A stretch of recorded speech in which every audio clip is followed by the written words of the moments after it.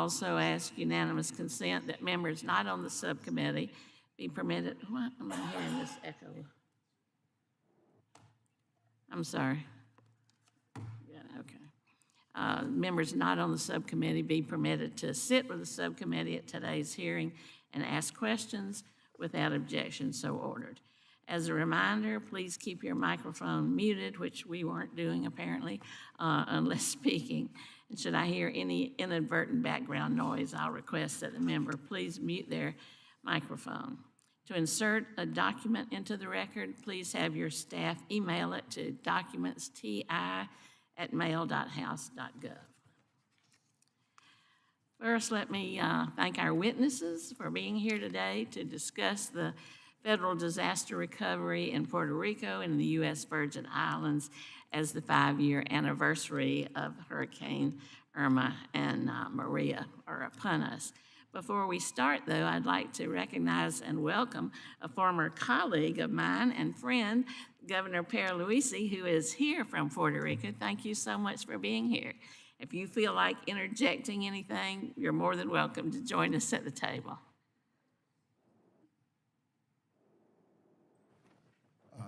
Madam Chair and Mr. Ranking Member, I'll just say that I thank the committee for holding this oversight hearing on the status of the recovery and reconstruction of Puerto Rico's infrastructure as a result of both Irma and Maria.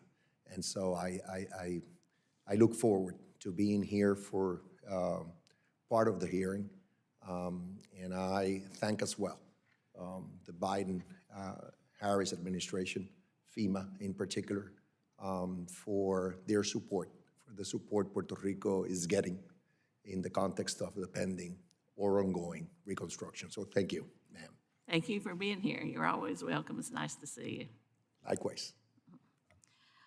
These hurricanes, Irma and Maria, absolutely devastated Puerto Rico and the Virgin Islands. They ravaged the island's infrastructure. The electric grids were wiped out. Roads were made impassable. Critical water infrastructure was severely damaged. Schools were just wiped away, and thousands of homes were destroyed. The territory-wide destruction was unprecedented, and it posed major challenges for disaster response and recovery. When Irma and Maria struck, these two islands did not have the necessary funds available to support a major disaster recovery. As we all know, FEMA's recovery model is centered on reimbursement. It's nearly impossible to kickstart a swift and efficient recovery without access to capital within the existing model. So the scale of destruction paired with liquidity constraints created an unprecedented challenge for the islands and FEMA. The people of Puerto Rico and the Virgin Islands are entitled to the same quality of critical infrastructure available to the mainland.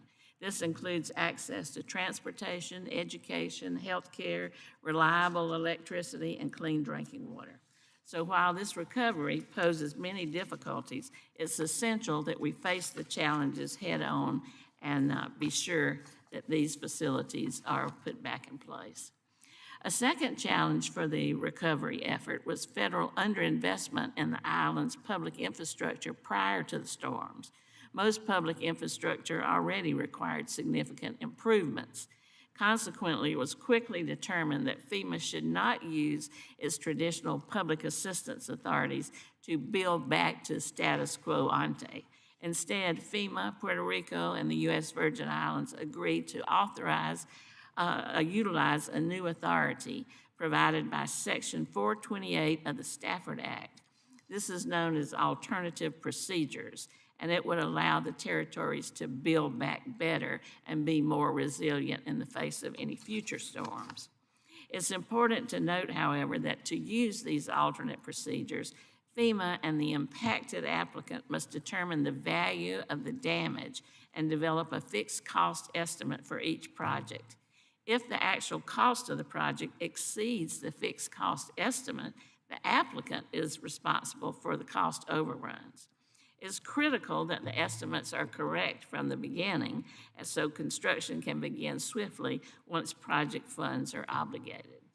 Challenges posed by continued liquidity constraints in the territories, the global pandemic, and inflation, however, have caused many concerns that it may not be possible to complete these projects at their estimated cost.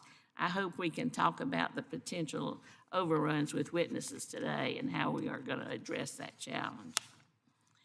I'm encouraged to hear from the disaster recovery leaders in Puerto Rico and the U.S. Virgin Islands that their relationship with FEMA has improved in recent years, and the pace of recovery is increasing. There has been some success in obligating funds for projects, but unfortunately, little reconstruction work has actually begun. We'd like to hear about that as well. Reconstruction marks a new phase of recovery on the islands. I look forward to discussing the challenges and the solutions with the outstanding witnesses we have here today, so that we can ensure that the future of these recoveries faces fewer roadblocks down in the future, fewer roadblocks than they had in the past. I'm committed to remaining an active partner in this recovery until the very last repair project is completed, and I expect FEMA to commit to us to doing the same. The people of Puerto Rico and the U.S. Virgin Islands have displayed incredible resilience for the past 5 years, and patience, I might add. So I thank our witnesses for being here today, and I look forward to discussing lessons learned and how we can improve the process, not just for these two areas, but any place in the future where something similar might occur. With that, I'd like to ask our ranking member for his opening statement, Mr. Webster. Thank you, Chair. Thank you to the witnesses for being here today. It's been 5 years since the hurricanes, Maria and Irma, hit Puerto Rico and the U.S. Virgin Islands. I look forward to hearing from our witnesses today on what the recovery process has looked like, what successes and challenges they have faced, and lessons learned that we would be able to apply across disaster recovery efforts. This is a unique opportunity to examine how our efforts to cut red tape and streamline processes have been implemented by FEMA. Time is money. The longer it takes for communities to rebuild, the higher the cost both to the communities and to the taxpayer. At times, it seems like Congress removes red tape, more red tape kind of appears. And FEMA is kind of the perpetrator of that. We simply can't afford to continue doing things the way we've done it before and expect some kind of different results. For example, in the Sandy Recovery Improvement Act, we created Section 428, a choice for a streamlined, faster process, or to use the old paperwork-intensive process for rebuilding the infrastructure.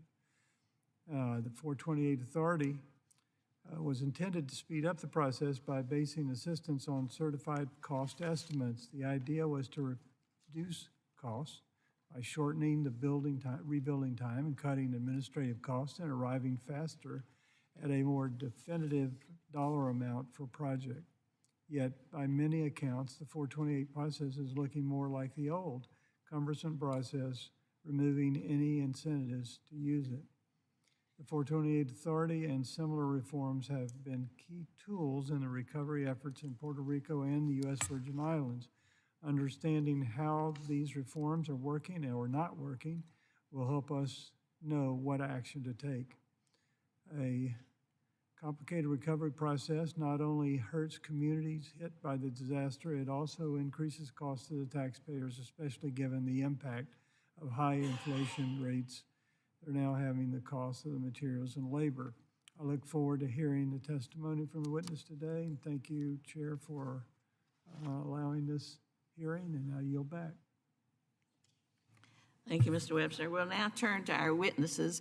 We'll be hearing testimony from 2 panels today. Each panel will be followed by questions from the members.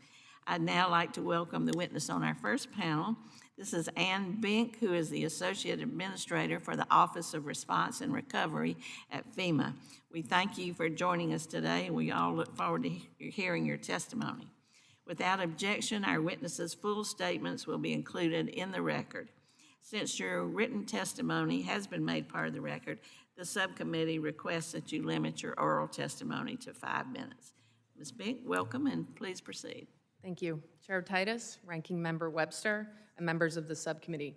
Thank you for the opportunity to testify about FEMA's support of the recovery of Puerto Rico and the U.S. Virgin Islands from Hurricanes Irma and Maria. As you've stated, in less than 2 weeks, in September 2017, the islands were devastated. Lives were lost, homes were destroyed, the power grid and water systems collapsed, healthcare facilities shut down, and communities were uprooted. Hurricane Maria was the strongest storm to hit St. Croix in Puerto Rico in nearly a century. There were critical immediate needs, and beyond those needs lay a difficult road to recovery. FEMA and the Biden-Harris administration continued recovery efforts from these storms is a top priority, and the agency's investment of resources, and with the generous support of Congress, has been reflective of this commitment. A few weeks ago, Puerto Rico reached the milestone of 10,000 obligated public assistance projects, a total investment of nearly $28 billion. This includes the largest ever public infrastructure project obligated by FEMA at nearly $9.5 billion for the Puerto Rico Electric Power Authority, or PREPA, which will rebuild the power grid and build it back better. We have also provided $1.5 billion in assistance to nearly 500,000 residents. In the U.S. Virgin Islands, FEMA is making similarly historic investments in public infrastructure. FEMA has obligated over $4 billion across 1,400 projects, and this includes $1.4 billion to restore the energy grid, nearly $1 billion for housing, and $134 million for transportation. FEMA continues to work with the USVI to reach an agreement on project scopes and expects infrastructure assistance to total $12 billion. This investment will result in significantly modernized public health and education sectors and completely rebuild, in a more resilient fashion, large portions of the power, water, and wastewater systems. 5 years after the hurricanes, over 1,000 FEMA employees remain on ground and dedicated to these recovery missions, over 90% of whom are local hires. Notwithstanding this historic commitment, much work remains to be done. This work will lead to a more resilient and better community infrastructure. For example, the Roberto Clemente Stadium in the municipality of Carolina in Puerto Rico. More than a landmark, the baseball stadium plays an important role in the municipality's economy. It impacts local business owners and other sectors like transportation, tourism, and hospitality. This project is nearly complete with the help of over $18.4 million in FEMA funds. In the USVI, FEMA is focused on supporting the vision to transform its infrastructure to better withstand future storms. Recently, FEMA approved over $200 million to replace the now demolished Arthur Richards School.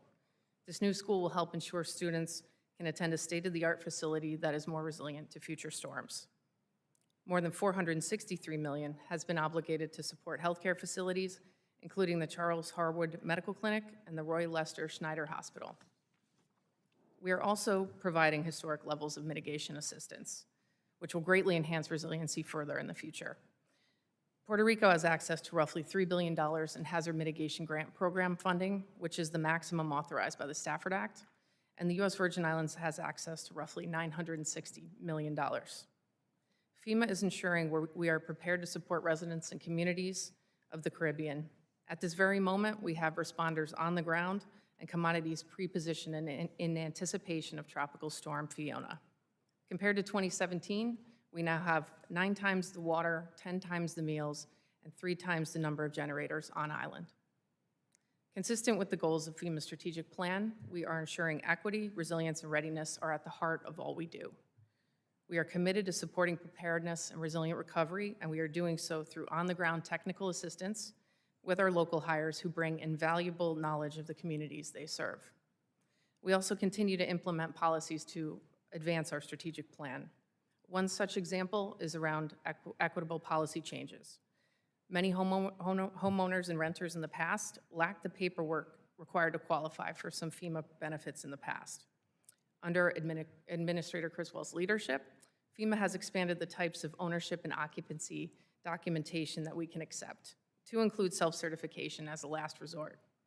Since implementing this policy, more than 100,000 individuals received assistance that would have otherwise been denied. All our efforts have to be balanced against dual imperatives: ensuring that our assistance is provided as quickly as possible, and ensuring that these resources benefit the people in the communities that need them most. The governments of Puerto Rico and the U.S. Virgin Islands have made great progress in their ability to manage historic levels of federal funding and advance recovery for their residents. In closing, when I began leading the Office of Response and Recovery, one of my very first field visits was to Puerto Rico and the U.S. Virgin Islands, where I observed firsthand the achievements of our team on the ground, as well as the challenges that lie ahead. Last fall, FEMA participated in a recovery summit with USVI officials, which provided valuable outcomes. And we're going to continue to build on that as we will host our second annual USVI Recovery Summit in the fall. Similarly, just last month, I also spent a week at a summit with Puerto Rico's top recovery officials and our senior leadership team, where we continue to work towards solutions to advance our collective recovery efforts. We are firmly committed to an expedited recovery to enhance resilience against all future hazards. Thank you, and I look forward to your questions. Thank you very much. We'll now move on to the members' questions. Each member will be recognized for 5 minutes, and I'll start by recognizing myself. Thank you for that testimony. I'd like to go back to something I mentioned in the opening statement, and that's the concern about cost increases, whether it's due to inflation or the pandemic or the problems with having the funds in the islands. Can you address what those problems are and tell us how the projects that are under that alternative procedure and FAST will be able to continue if they don't have the money and if the estimates aren't adequate to reach the current costs? Absolutely. I appreciate the question and share the concerns you raised.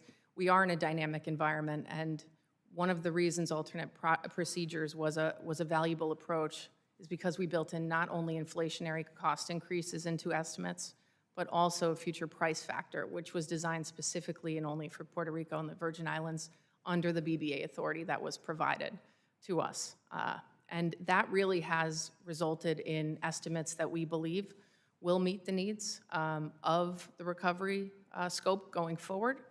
There is flexibility within those 4 to 8 projects, as we call them, that to balance underruns with overruns should different estimates and bids come in at different levels. But we are mindful of that, and we continue to address the challenges we see in the broader landscape. One example is around supply chain. We have worked with the Puerto Rico's government on a project, which this is the first time we've done this, where we have developed a project of $650 million to support equipment and supplies that have longer lead times, so that when shovels are ready to go into the ground, that equipment is available to support the grid build back and resilience efforts. So that's a $650 million project we've worked with Puerto Rico to obligate. That's just one example, but we will continue to monitor the landscape, and if conditions reveal needs that we have not yet addressed, we will work to address those within our authorities. So you think there's some alternative to just not appropriating the money or forcing the local governments to have to make up the difference?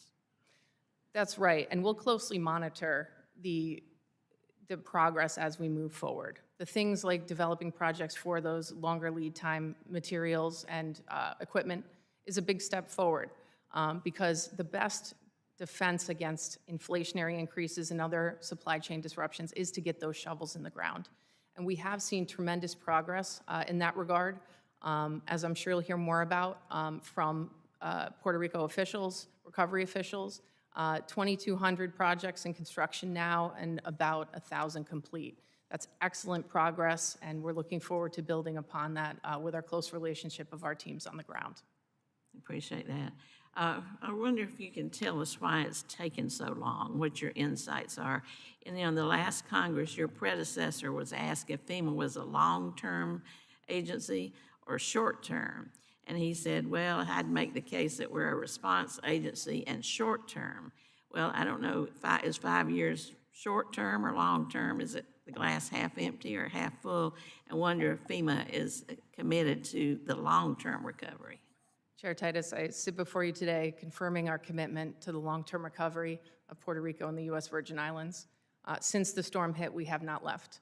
We still have over 1,000 FEMA employees, many of which are survivors from the storms themselves, that remain on island and committed to the recovery and resilience of the islands. It's our #1 priority, and I stand behind it. Would you address why it's taken so long? Absolutely. Yes. There's no doubt that starting with a new process under the BBA and developing projects that are of such significance and magnitude, given the scope of the damage, created challenges. We did, through the authorities granted through the BBA, were able to obligate in historic short timeframes a large magnitude of funding for Puerto Rico. And that was not without its challenges, given how new it was.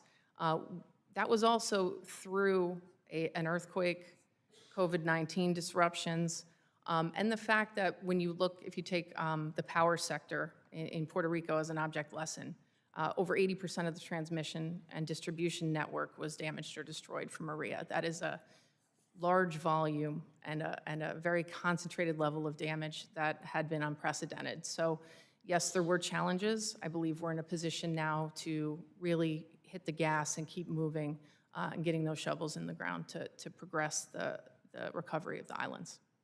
Thank you very much. Thank you. Thank you, Chair. Associate Administrator Bank. A goal of disaster funding is to help states rebuild the infrastructure following a disaster. Recognizing the benefits to taxpayer of mitigation, Congress authorized funding to ensure states could build in mitigation as they rebuild existing infrastructure. However, mitigation is different than funding completely new duplicative infrastructure.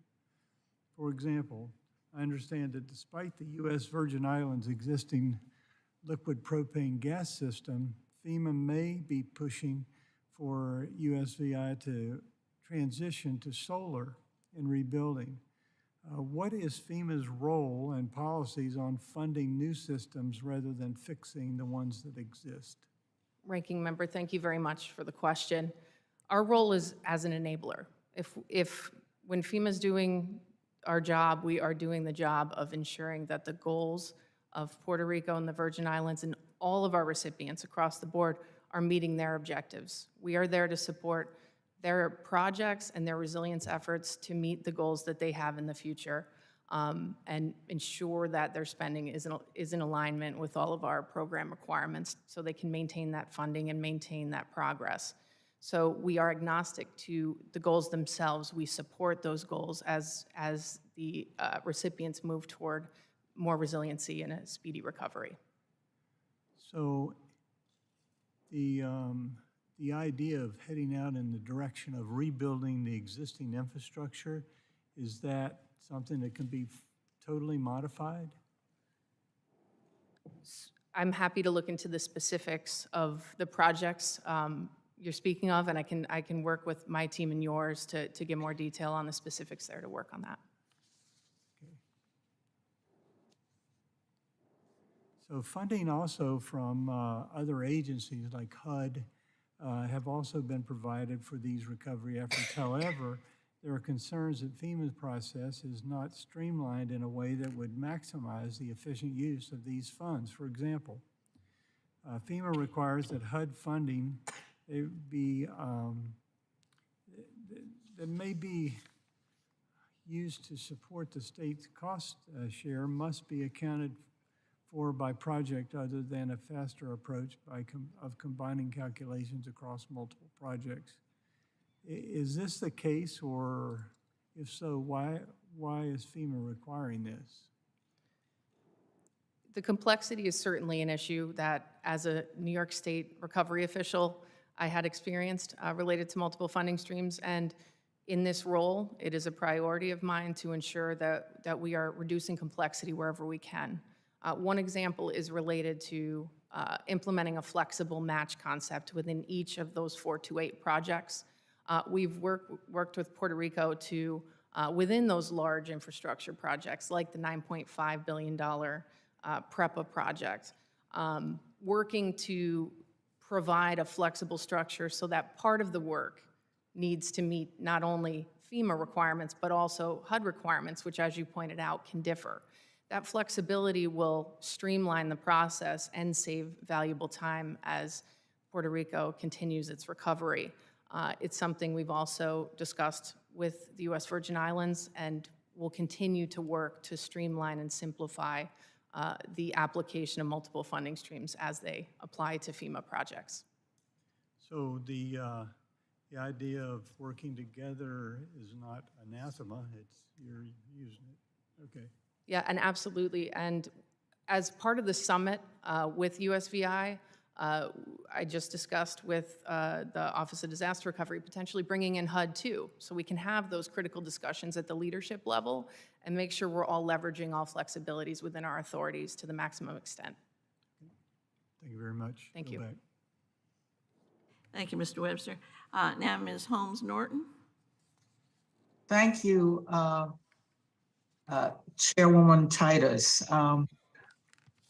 Associate Administrator Bink, the U.S. Virgin Islands Office of Disaster Recovery reports that FEMA's building cost index estimates the high cost of construction in the Virgin Islands and could lead the long-term construction projects without adequate funding.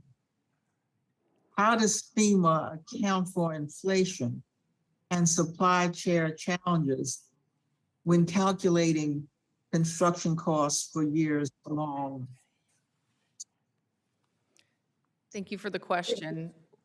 There are multiple ways in which we address the inflationary factors and supply chain concerns as we move forward. And when project estimates are developed for alternative projects, not only the future price factor, which is unique to the U.S. Virgin Islands and Puerto Rico, where we're really looking at the future needs when it comes to funding to support the work under those projects as time elapses. There's also inflationary factors that are built in to those projects.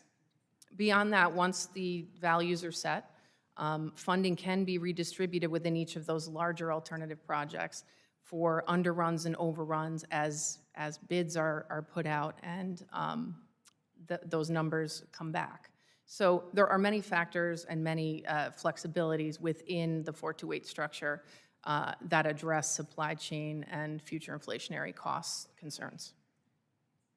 Well, in light of the Office of Disaster Recovery's concerns, will FEMA undertake a review of the cost estimate models in the building cost index?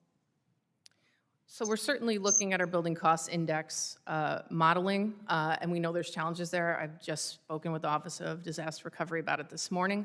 We will continue those discussions, and we will continue to monitor the impacts of inflationary factors and supply chain considerations in the future as bids do come in for construction and shovels start to hit the ground.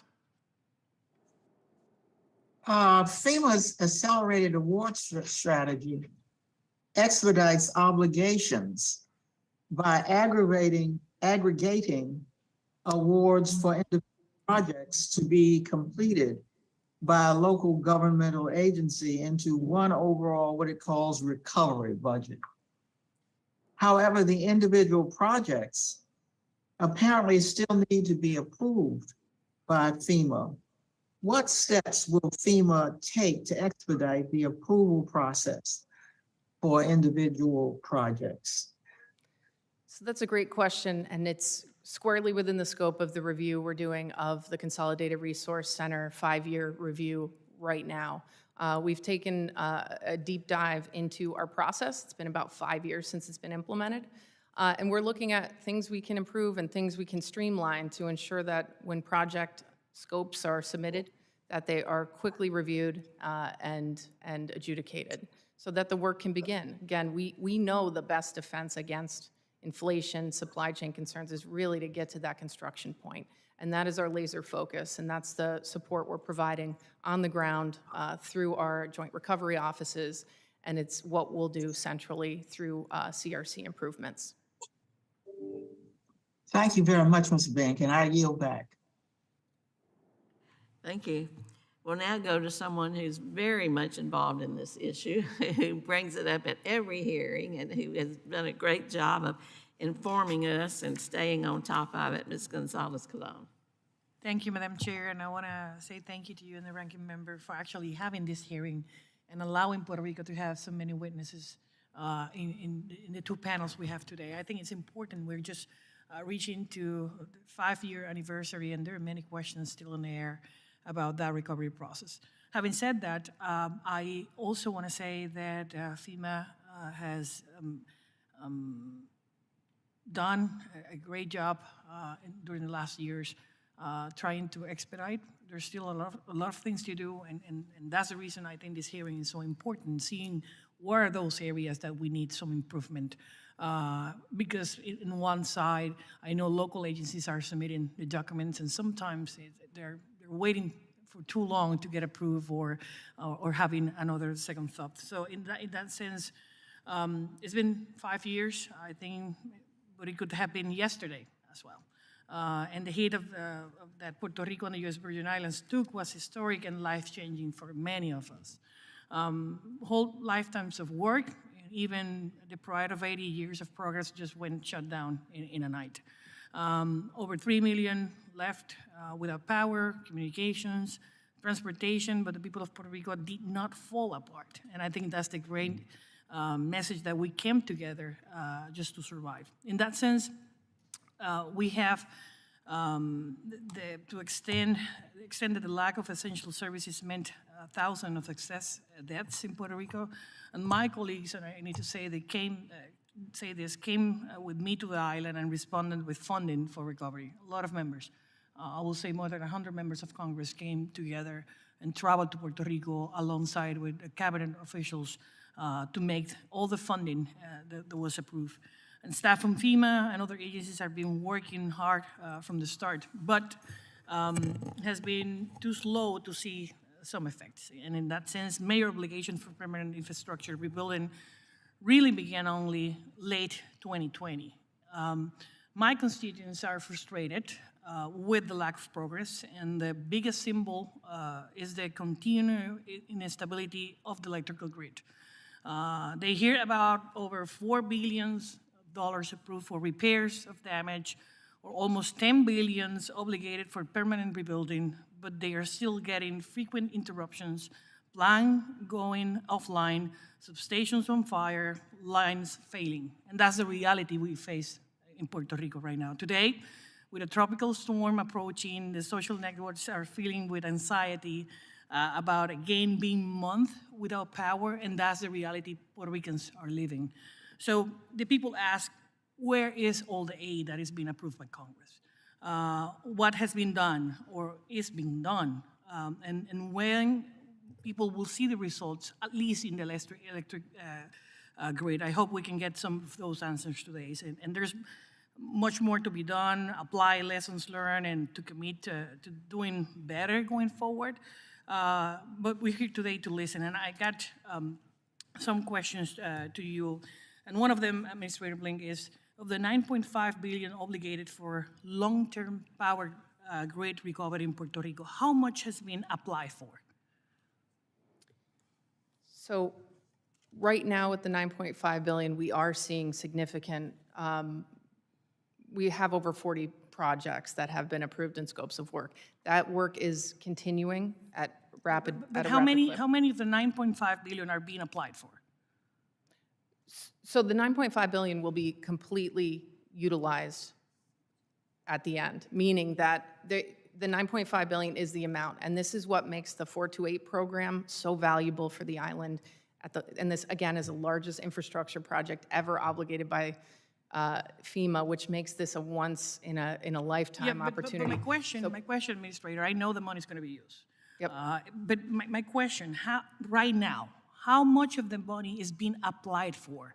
Even by PREPA, by LUMA, or whoever is going to be managing the electrical grid. You just told me that you just approved 40 of those projects. So what's the percentage of share of the whole $9.5 billion? So what I can do is provide you the detail after. I don't have the specific numbers right off the top of my head. I prefer you to give me the specifics. And absolutely. And Core 3 and PREPA and LUMA will have the specifics on the projects. What I can say Yeah, is. but that's going to be the second panel. I want FEMA to give me the numbers of what you've been approved, what has been submitted, applied, and approved by FEMA, and how much has been dispersed. What is the expected number for now?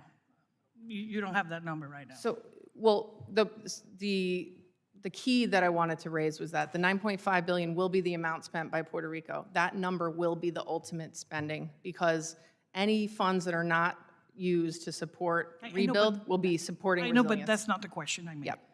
So if you can provide, I know my I time could expired. If you can provide us how much has been applied, how much has been approved, how many projects, and what is the percentage of share of those 9.5 billion? Absolutely. I yield back. Well, I can continue. Thank you. How many of those electrical grid projects have been applied and approved from all sources? Because we're talking here about fast, but there are also regular disbursement. And I would love to know how much will be the total of that amount between the federal programs that are being approved for just electrical grid. I'm not going into the municipalities, just for the electrical grid. So overall, for public utilities, for Maria, the number of amount obligated is $13.2 billion, 265 projects overall. So that's where a lot of the scopes, including that largest project ever, will be specified, scoped out, and then the shovels will continue to hit the ground. So that is the overall scope of all public utility projects. We knew that. I mean, we were the ones who approved the Yep. funding. So my question again is, sometimes agencies on the island claim that FEMA is being slow approving the projects that have been submitted. So I have you here, and that's the reason I'm making the question of how much is being applied for. That's one thing. How much has been obligated, how much has been disbursed, and separating the accounts that money is coming from. You know, fast is one thing, and the other one was the regular disaster funds. So knowing that, who is responsible for applying and certifying those projects, and who's responsible for receiving and accounting for it? It's FEMA, it's going to be Core 3, it's going to be LUMA, it's going to be PREPA. So that's part of what we're doing on the ground. So we obligate the funding, and the recipient in this case would be the Puerto Rico government, determines the scopes within those larger projects, and then submits those scopes of work for approval from FEMA. That's typically our We're talking role. about electrical grid. We're not talking about the rest of the All projects. projects, all projects. And if there's subrecipients, they would move through the recipient, which is Core 3 in this case, with Mr. LeBoy serving as the governor's authorized representative. So at that point, we review those scopes, we approve, and then the bids and the construction proceeds. How much has been disbursed right now for electrical grid purposes? So for public utilities, low amount has been dispersed, about 40 million at this point, but again, 40 million. that's against the overall public utility Category F spending. But again, there's a lot of detail that goes into that and a lot of work happening to develop those scopes of work. It's the focus of what we're doing with our technical support on the island, which again, goes beyond what we typically do for disaster recovery development of projects. I'm not questioning that. I'm just saying that $40 million that is been disbursed for electrical grid has been 5 years.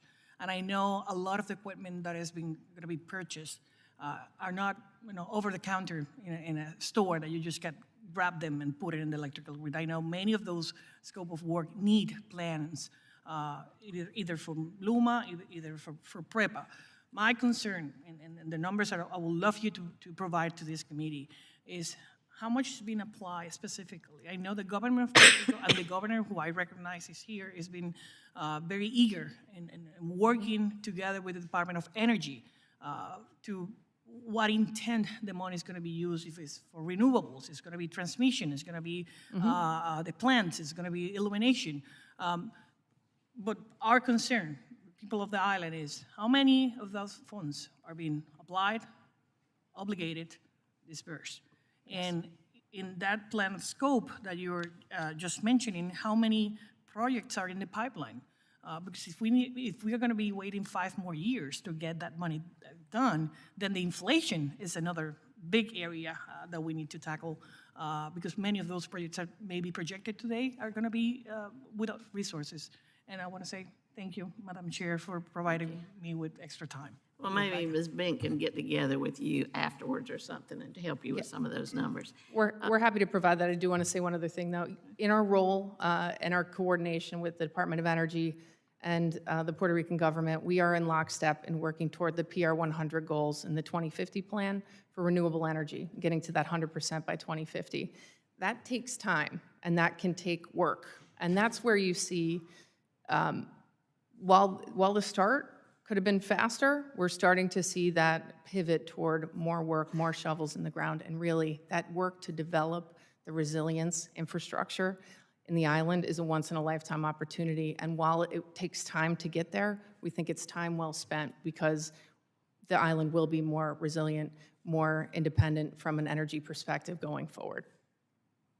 Thank you. You know, I've heard you mention several times shovel-ready, but I've learned over the years from engineers that you really have to be pencil-ready. And so I'm sure a lot of what you're working on has involved pretty elaborate pencil-ready projects before you get to the shovels. And aren't you engaged with, as FEMA, with that stage of the process Absolutely. too? We're really engaged in all steps. Having joint recovery offices on site, on island, that's an extra step in our technical assistance that you don't typically see. The other thing we're consistently doing is looking for opportunities to expand our technical assistance within the authorities granted, or in some cases moving beyond that, requesting additional authorities. Just last week, we did submit a proposed legislation that would offer further technical assistance to the U.S. Virgin Islands. That would address supply chain concerns potentially, provide additional support to the USVI to achieve their long-term goals, and we'll bring more detail on that to the committees and the relevant committees as we move forward. But you know, we're always thinking about what can we do on the ground to move these projects forward into completion, and what can we do to build in resilience in every opportunity we have. Thank you. Now, Mr. Garcia, recognize you. Thank you, Madam Chair, for having this hearing, most important hearing. To Ms. Bink, we've received important concerns from local groups in Puerto Rico about how the reconstruction of the electrical grid and other projects funded with public assistance funds are not complying with climate policies promoted by this administration, specifically in the Puerto Rican government 10-year plan for reconstruction of the grid. 2 methane gas and other carbon emitting projects are proposed, and there's no mention of renewable energy projects such as rooftop solar microgrids. Nevertheless, FEMA has issued an environmental finding of no significant impact decision on this 10-year plan, stating that the environmental impact of projects is to be seen in a case-by-case basis. Thus, my first question, can you explain to us how FEMA is ensuring that federal funds for reconstruction are being used in ways that do not violate federal laws or policies to attend climate change and promote resilient communities? It's a great question. And what you're seeing right now is the start of the projects and the rebuilding work. The scopes related to resilience take time to develop and are and will be in alignment with the PR 100 goals that we're undertaking jointly with the government of Puerto Rico as well as Department of Energy. So those scopes related to resilience portions of projects take a while. I experienced this in New York State when I was the recovery official working on 428s for Sandy projects. And it's true here. The resilience work will take time, but the goals will align ultimately with those set forth by Puerto Rico and the U.S. Virgin Islands to meet their needs. We will make sure we enable projects that bring them where they want to be. So you don't see any violation of laws or policies that have been championed by the administration? So I'm not familiar with the specifics there. I can certainly go back to my team and provide further detail, Okay. but Thank not to you. my knowledge. Thank you. Thank you. My next question, what are the processes to evaluate the projects proposed by the government of Puerto Rico as to their climate sustainability?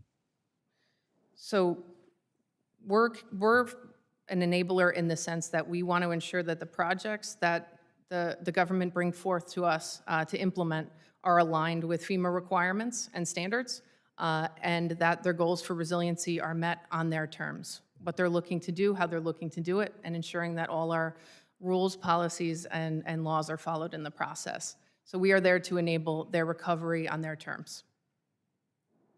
And my last question, what affirmative steps have been made or taken to make sure that funds are not wasted or misused in a building back a fossil fuel infrastructure that is outdated and goes against the logic of building back better? Well, one of the key capacity builders in the grid is ensuring that it can take on renewable energy sources and drive those long-term resilient actions.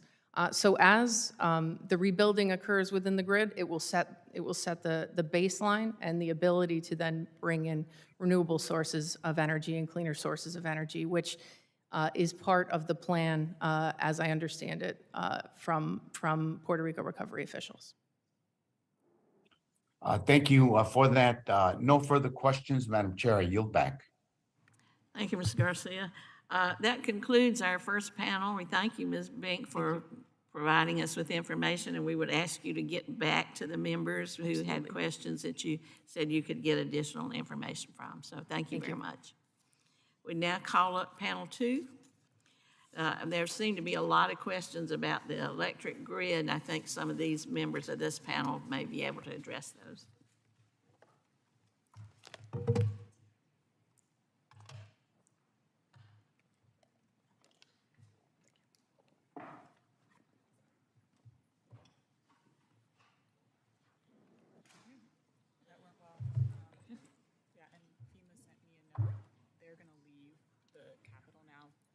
Incoming tropical storm to Puerto Rico, so she's got to go get at the ready.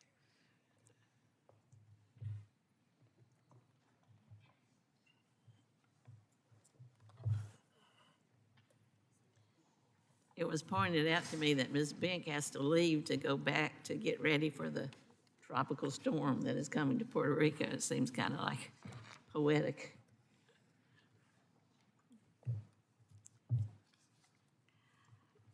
Thank you all very much for being here. We have Chris Curry, who is the Director of Office of Homeland Security and Justice with the Government Accountability Office. We have Adrian Williams, who is the Director of the Office of Disaster Recovery for the U.S. Virgin Islands. And I would point out that we have talked to Stacy Plaskett. She is very concerned about this for her input into some of these questions. So thank you for being here. Manuel Laboy, who is the Executive Director for the Office of Recovery and Reconstruction and Resiliency in Puerto Rico. Shay Bamirad, who is the Senior Vice President from Luma Energy. And then Josue Colon, who is the Executive Director of the Puerto Rico Electric Power Authority. So we thank you, and we look forward to hearing your testimony. Without objection, our witnesses' full statements will be included in the record. And so for that reason, we would ask that you keep your oral testimony to 5 minutes. So we'll start with you, Mr. Curry. You may proceed.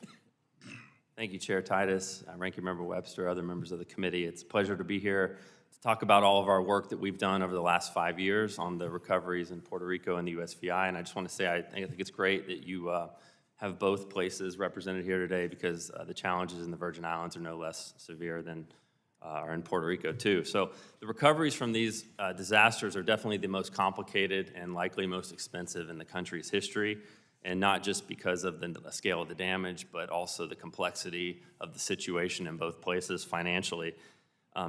Most members on this committee have had disasters in your jurisdictions, and you know what it's like to manage these programs. Federal programs can be very complicated, lengthy, and very frustrating to navigate, even for the most routine disasters, and especially for large, complicated ones. I want to be clear that in my view, the recovery in both places is not where it needs to be and is not moving as fast as it should be. The best way I can talk about this is through numbers. Most of the federal dollars actually spent so far are for earlier response and emergency repair work, not permanent repairs.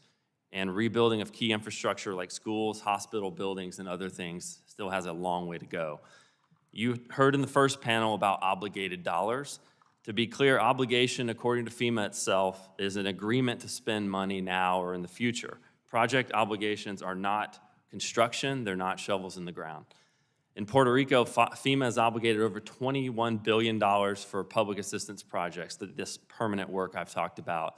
However, only $407 million, that's 2%, has actually been spent. In the VI, they've obligated $2 billion for permanent projects, and they've spent about $617 million. That's a little bit better at 31%, but they still have a long way to go too. The FEMA money is the largest pot, but federal funds and other agencies are delayed too. Congress appropriated about $20 billion for HUD funds to Puerto Rico, and as of last month, $900 million had been spent. That's 4.5%. $1.9 billion was appropriated to VI for HUD, and $215 million is spent. That's 11%. These billions in unspent dollars, as we talk about them, are a huge scope, and they represent thousands of projects. But to make this a little bit more real, my written testimony includes pictures, for example, of a school that we've been to and outside of San Juan several times over the course of several years. That school now looks worse than it did after Hurricane Maria. To me, the photo tells the story of the numerous recovery challenges that we faced. And I think it'd be hard to imagine a school in the suburbs of DC or another large city that was sitting overgrown and dilapidated for 5 years. And I point this out not to blame anyone, but to be clear on the status of the recovery.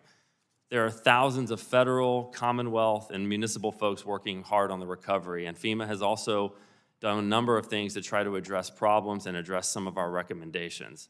For example, we've found in the past that constantly changing policy and guidance for these projects has led to problems in both locations in estimating costs and delays in agreeing to project scope and obligations. FEMA has worked with both places, both islands, to improve this area and has implemented several steps to streamline these processes. And we've heard during our recent visits, just a couple months ago, that communication and coordination with FEMA in Puerto Rico particularly has been improved. However, while there's been progress, I think we're entering a really difficult phase. This doesn't get easier the further we get into it. Our ongoing work on Puerto Rico has identified a number of challenges, I think many of which are likely to affect the Virgin Islands in the same way or maybe even worse. For example, many municipalities still lack the staff, the experience, and the knowledge of federal procurement rules and policies. And this is really important right now because thousands of contracts, literally thousands, are going to be awarded in the coming years for projects. It's critical because these processes can determine whether these costs are reimbursed by FEMA or not. If they're not followed, oftentimes they won't be reimbursed. There's still also many disagreements about project scopes that can lead to delays in starting them. Inflation, as has been already discussed, is also a huge concern. While some inflation was factored into these projects, like Ms. Bink talked about, that was done 2 to 3 years ago. Nobody could have possibly understood what was going to happen this year with inflation, and I think this is going to have a huge impact on estimated projects as we go. And lastly, I'll just point out, for the sake of time, there are also concerns about the supply chain and needed supplies. This is going to be a key part of this too. And let me just end by saying I think it's important to understand that these federal dollars are not just critical for rebuilding damaged projects. This is critical for the economy of Puerto Rico for the years to come. It's a huge part of their expected GDP, and I think it's very important that we continue to monitor them. Thank you very much. Ms. Williams? Good morning, Chairwoman Titus and Ranking Member Webster, members of the committee. I'm Adrian Williams, Octolin, Director of the Office of Disaster Recovery in the U.S. Virgin Islands. Thank you for holding this hearing and for the opportunity to provide testimony on the status of the Virgin Islands recovery 5 years after the devastating storms. Hurricanes Irma and Maria brought a tremendous amount of damage to the Virgin Islands, but also provided opportunity to rebuild an aged infrastructure. While there has been significant progress in advancing the efforts, the territory remains in a fragile state. The accomplishments to date have been achieved despite significant challenges related to federal bureaucratic processes, a global pandemic, which exacerbated the already acknowledged complexity of recovering from back-to-back Category 5 storms.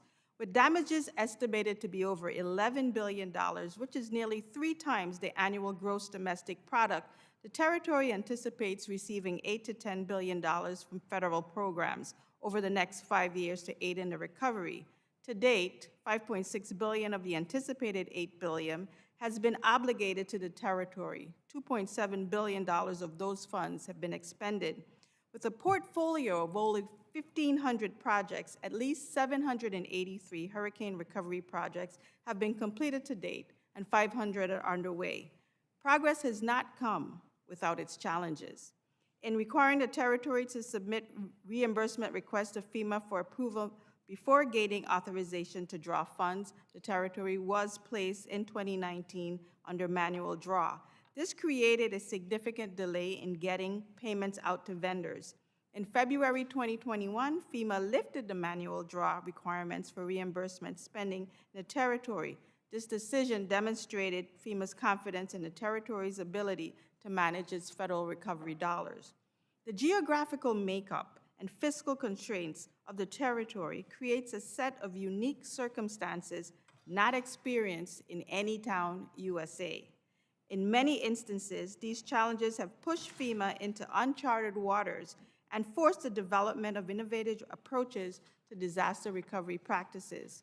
Congress recognized these distinct challenges and in 2018 passed the Bipartisan Budget Act. The BBA allowed for the rebuilding of critical facilities to prevailing industry standards. To date, a total of 92 projects have been requested for replacement through FEMA, 46 of which have been approved to include 17 educational facilities and 8 healthcare facilities. Additionally, FEMA has approved the replacement of the wastewater system and potable water systems for the island of St. Croix, paving the way for similar considerations for St. Thomas and St. John. The benefits of the BBA cannot be underscored enough. It has created the genesis for the transformation of a resilient Virgin Islands. Although the BBA provided tremendous opportunities for the territory, unfortunately, it took FEMA almost a year to release the associated policy guidance to enable the implementation of the laws as Congress intended. These provisions created a complete metamorphosis of how FEMA administers its public assistance program. In its initial stages, the territory had concerns that the FEMA policies were not aligned with Congress's intent. It was not until October 2021, the FEMA U.S. BBA Summit, held with Governor Albert Bryan Jr., Delegate Congress Stacey Plaskett, and of course members of the Appropriations Committee and FEMA leadership, that key policy decisions were made to align more with the intent of Congress. This discussion yielded the obligation of funding for reconstruction of the first school and addressed questions that impacted funding for healthcare facilities. We are, however, still experiencing challenges with the agreement of fixed cost offers. The territory has requested a second summit to address lingering issues related to cost development to ensure that we are maximizing assistance and proper application of the BBA provisions. As you may be aware, the territory is not in a position to provide upfront funding projects. Therefore, it is critical that obligations are in line with actual costs. Many of these projects will be in construction over the next 5 to 7 years.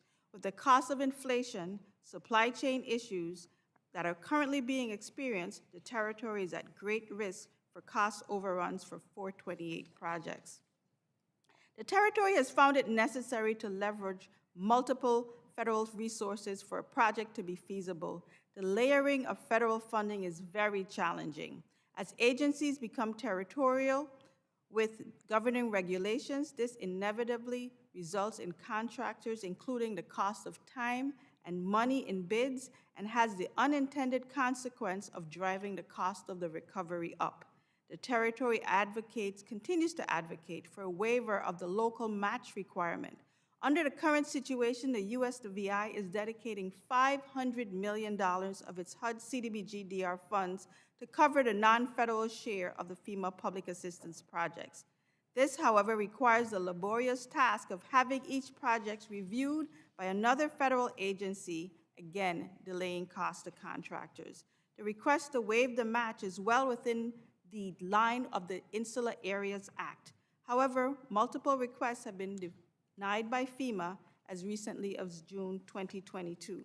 The territory simply does not have the resources to cover local match requirements, and even with the allocation of the CDBG-DR funds, additional funds may be necessary. Lastly, capacity issues are not limited to the territory. Federal agencies are also experiencing the impact of the lack of experienced personnel to assist with the reviewing of recovery funds. Timelines associated with reviewing projects tend to span months before responses are received. As disasters become more prevalent, it is prudent that we move the complexities so we can get the resources to the people who need them most. The territory is continuing to lead efforts to rebuild a resilient public infrastructure and positively transform our territory for generations to come. I would like to thank Delegate to Congress Stacey Plaskett, the Department of Interior, FEMA, HUD, and all of our local and federal partners for the continued support. On behalf of Governor Albert Bryan Jr. and the people of the Virgin Islands, I would again like to thank you and this body for your support and commitment to the U.S. Virgin Islands recovery and its quest to build a resilient Virgin Islands. Thank you. Thank you. Now, Mr. LaBoy. Thank you, Chairman Woman Titus, Ranking Member Webster, for the chance to be here today to talk about the status of Puerto Rico's recovery 5 years after Hurricanes Irma and Maria. My name is Manuel LaBoy, and I serve as the Governor's authorized representative and as the Director of the Central Office for Recovery, Reconstruction, and Resiliency for Puerto Rico, also known as CORE 3. My remarks today will first describe the dire circumstances under which Puerto Rico was devastated by back-to-back hurricanes and our efforts in the early years to get our heads above water. Then I'll discuss the last couple of years when Puerto Rico's recovery began to take off and make real progress. When Hurricanes Irma and Maria hit Puerto Rico in September 2017, we were already in crisis. Puerto Rico had just entered bankruptcy, it was illiquid, and had no access to capital markets. Much of Puerto Rico's infrastructure was beyond its useful life and in a state of deterioration. From 2017 until 2020, our recovery was devoted to emergency work and temporary measures. During this phase, FEMA programs and processes went through several major shifts during this time, including institution of a new delivery model, an amendment to the disaster declaration that required the use of fixed cost estimates for large projects, and the implementation of the FEMA Accelerated Award Strategy, known as FAST, designed to expedite the obligation of funding for the energy, water and sewer, and public schools infrastructure. During this period, Puerto Rico also suffered 2 additional major disasters. First, the earthquakes, and then COVID-19. By the end of 2020, $4 billion for emergency work had been disbursed, and $13.5 billion for permanent work obligated to repair, restore, and replace damaged facilities by Hurricane Maria. The last 2 years have seen great collaboration with our federal partners, primarily FEMA. We have moved to the recovery forward into the permanent work phase, which requires the development of scopes of work, the design and engineering projects, procurement of construction contracts, and ultimately, construction, while FEMA continues to obligate permanent work funding reaching a total of $21.4 billion of federal share today. To accelerate the reconstruction, we requested FEMA to take certain actions to remove obstacles, and FEMA has worked with us to do so, including lifting a 2019 agreement that imposed conditions on the island before requests for reimbursements could be granted, and the provision of working capital advances, which have been immensely helpful in allowing us to increase permanent work disbursements and advance the execution of large projects led by the municipalities, the Puerto Rico Power Authority, and the Puerto Rico Aqueduct and Sewer Authority. In the last 2 years, FEMA and Puerto Rico have achieved so much. Over 5,600 projects are under execution, including 1,700 in the design, engineering, and permitting step, about 2,200 projects in construction phase. Projects include roads and bridges, schools and hospitals, water and sewer, ports, recreational and sports facilities, and power generation and the electrical grid. The latter is fundamental for the integration of renewable energy technology. From 370 permanent work projects completed by the end of 2021, today that number is over 1,100. Equally critical, Puerto Rico has submitted all closeout packages for the Hurricane Maria Irma disaster and over 600 packages for Hurricane Maria, and has continued to undergo FEMA's Validate As You Go process, passing with flying colors. Since 2021, the amount of permanent work disbursed has increased by $543 million compared to $153 million disbursed between 2017 and 2020. In terms of the Hazard Mitigation Grants Program, Core 3 has successfully submitted over $4 billion in application packages to FEMA, including renewable energy and climate adaptation-related projects. Just 2 weeks ago, FEMA Administrator Deanne Criswell came to visit Puerto Rico and expressed how pleased she was with the collaboration taking place and the work getting done on the island. It has been a difficult journey, and even though we are tackling recent challenges such as cost increases and availability of skilled labor, Puerto Rico is on the road to recovery and resilience. Since 2017, Core 3 has provided critical technical assistance to all of our subrecipients to obtain funding and to execute work in compliance with federal and state requirements.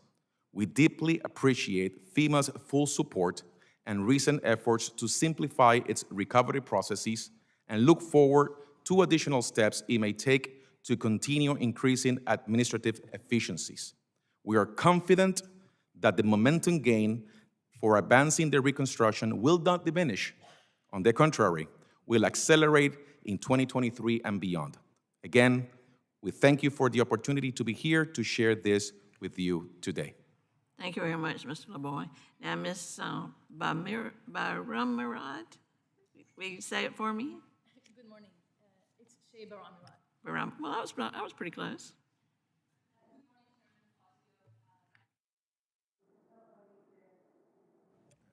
Thank you. Titus and Subcommittee Ranking Member Webster and members of the committee. My name is Dr. Shea Baramirat, and I'm the Senior Vice President of Engineering, Asset Management, and Capital Program with Luma Energy and the President-elect of Institute of Electrical and Electronic Engineers Power and Energy Society. Thank you for the invitation to appear this morning to discuss one of the most important and urgent matters for the people of Puerto Rico, the transformation of Puerto Rico's electric power system. All of us at Luma, the over 3,000 men and women who work very hard every day in rain and shine to repair and rebuild the energy system in Puerto Rico, are determined to overcome the profound operational and infrastructure challenges we inherited from the past utility operator. Our goal is clear. We will, over the coming months and years, build a more reliable, more resilient, and cleaner energy future for the 1.5 million customers we are fortunate to serve. It is important to fully understand the scope of the operational failure that have plagued Puerto Rico and the amazing people who call this beautiful island their home. As we have documented through photographic evidence provided to the committee, the transmission and distribution system LUMA inherited was weakened by years, if not decades, of poor design, little to no maintenance, lack of proper inspection, and other profound failure that continues to impact the overall stability and reliability of the system. The picture we provided to you not only highlight the stark reality we have faced, but they help reinforce the importance of the work that our LUMA teams are undertaking every day to repair, rebuild, and restore the electric grid to a modern level. Since our first day of assuming operation in June of last year, we have implemented an operational approach that is grounded by data, science, and sound engineering, and is aligned with industry standards and best practices. Guided by this approach, our team has done more to move Puerto Rico's energy transformation forward in 15 months than what was accomplished in the past 10 years. Most notably, connecting more than 28,000 customers to solar. That's more solar connection made in a year that was accomplished in prior decade. Improving customer service by, as an example, decreasing average call wait time to approximately 3 minutes versus more than 10 minutes under PREPA. Improving work safety and training procedures for operation, many of which didn't exist prior to LUMA. Replacing over 3,800 failing and broken poles. Replacing over 12,000 streetlights and clearing hazardous vegetation from 100% of substations, and helping reduce the number of outages that an average customer experience in a year by 30%. With respect to moving forward FEMA infrastructure projects, we have initiated 225 projects with FEMA, representing more than $5 billion in federal fund projects. Those include the approval of 29 projects that will address critical infrastructure to reduce outages and increase the reliability and stability of the electric system. We have also started the construction of 14 FEMA projects, including 5 initial streetlight projects with LUMA's $1 billion Community Streetlight Initiative. To put these numbers into context, we have moved forward more FEMA projects in 15 months than what was ever done the last 5 years under the prior operator. Most importantly, it is critical for the community to hear this. Current and future FEMA projects will be guided by science, data, and engineering. They will be built in a manner that is fiscally sound and appropriate oversight that serves the interests of Puerto Rican people and all taxpayers. While we are proud of the progress we have made, there is no doubt that public concerns over operational challenges, such as outage duration, still exist. We have heard those concerns clearly, and we are determined to act. For example, we recently launched the Outage Reduction and Response Initiative to build the progress we have made, reduce the impact of outage duration, and improve our response time when those outages occur.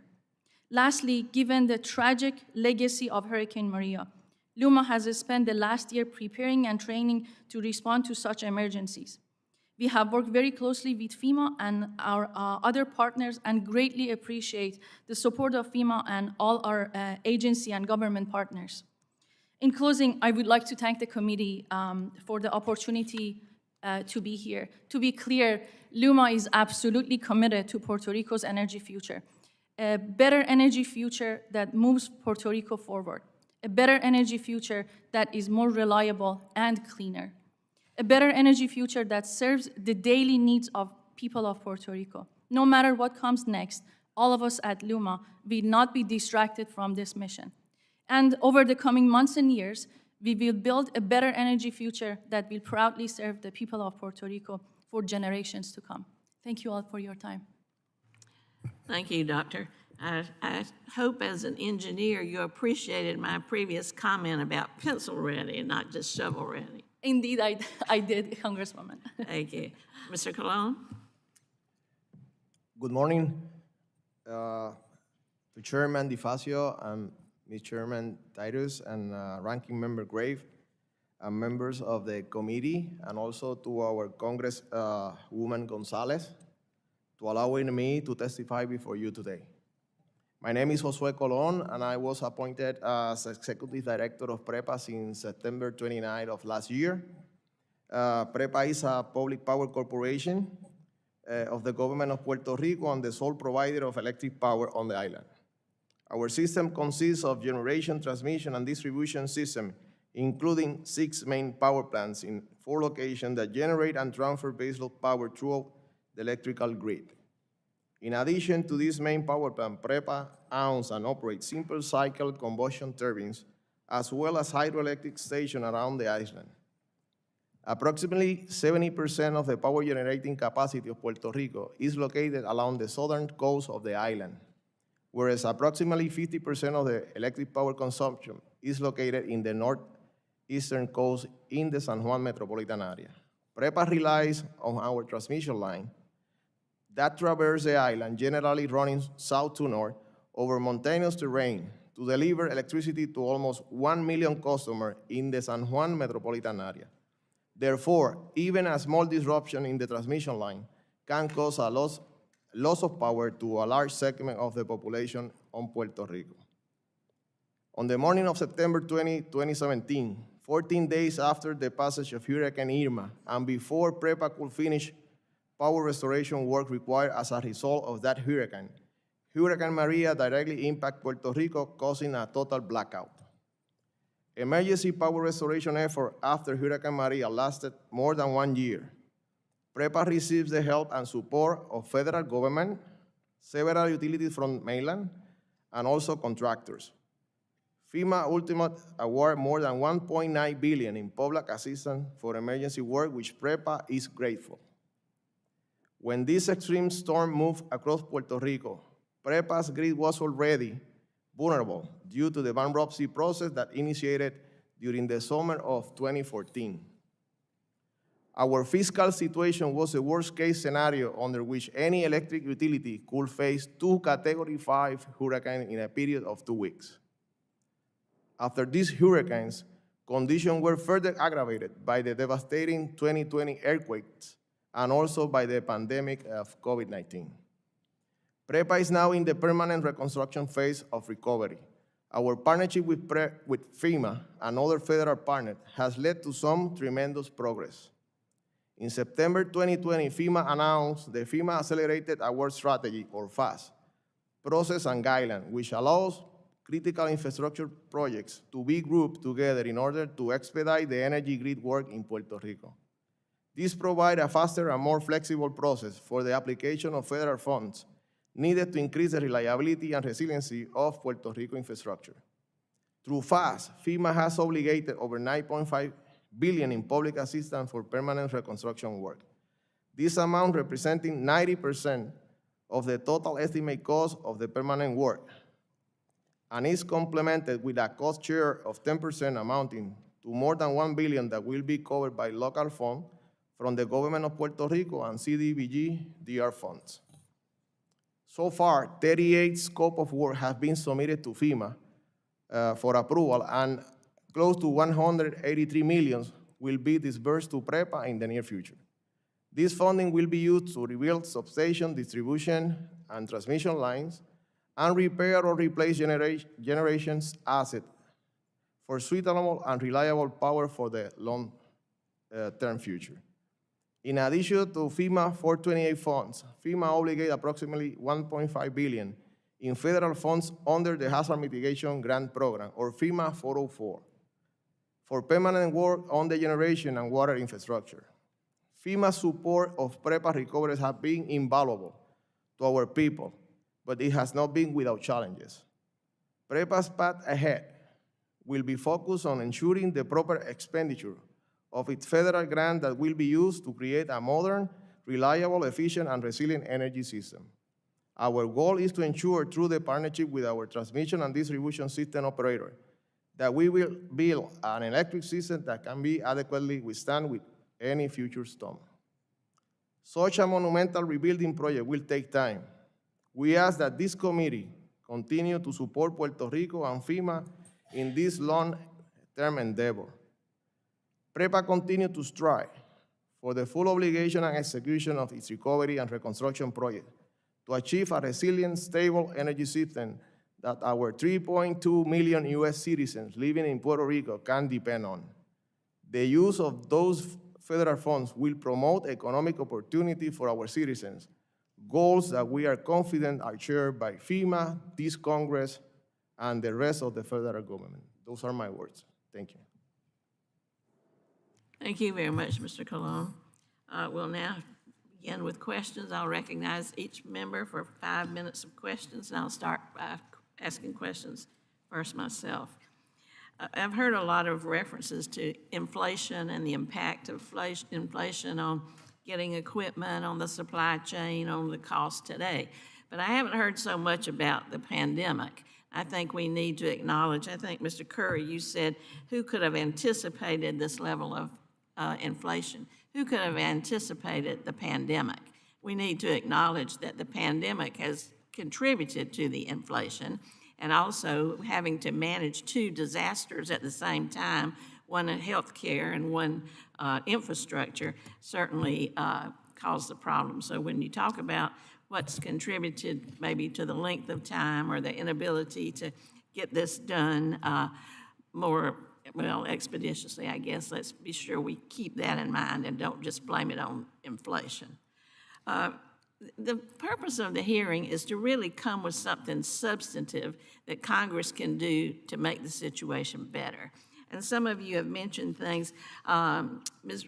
Williams, I think you said that you were concerned about the waiver of the local match requirement in areas where the devastation is so great and you don't have that underpinning of a good fiscal system. Anyway, that's one thing that we ought to look at. Another thing was you mentioned the lack of qualified personnel to oversee some of these projects. What could we do to help with that?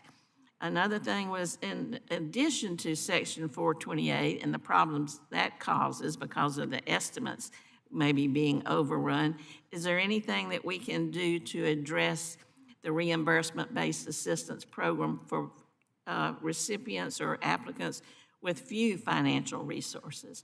I would just ask you all to give us something specific that we can take back and look at legislation or regulation or something we can actually accomplish aside from what the agency is trying to do, and those things that I mentioned from your testimony.